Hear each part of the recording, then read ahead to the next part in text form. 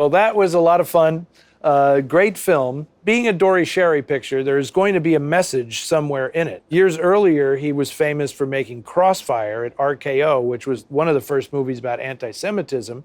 And so it shouldn't be a big surprise to find that there's a social commentary running through this film as well, which is pretty amazing for the time. It's interesting that in this case, it's about a Japanese American, but it also applies to our theme of tonight, underestimating disabled people and disregarding their humanity. And the fact, as I alluded to earlier, that was their undoing.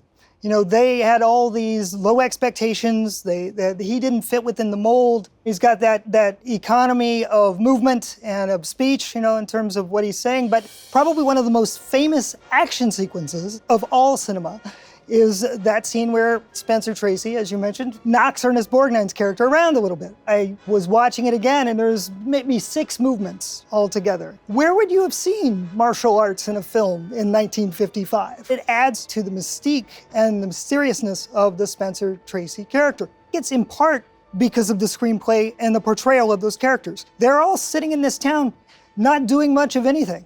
But there's a certain foreboding that comes with that as well, right? This is a very, very delicate balance that they're attempting to maintain there.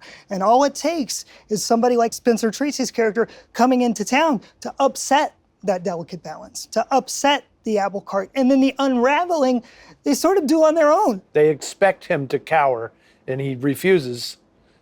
And that's it. They just cannot deal with it. Yeah, it's fantastic. One thing that fascinates me about this movie is they built the town of Black Rock for the movie. That's set out there in the middle of nowhere. But that location is only 10 miles from the Manzanar internment camp, where 10,000 Japanese Americans were during World War II. It's a spell that's cast over the whole film, in my estimation.